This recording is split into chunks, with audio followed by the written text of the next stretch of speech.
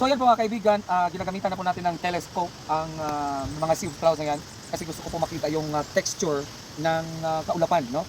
Kasi medyo may distansya dito sa ating kinatatayuan. Pero napakaganda talaga ng tanawin. Pag nandito kayo talaga pong marerefresh kayo, marerelax kayo dito. So maganda dito mag-unwind, no? O, tingnan natin ha. So doon na portion, mayroon doong kabahayan. Tingnan nyo po, napakaganda po tingnan ng cloud. Para talaga siyang art, no? So napakaganda po tingnan.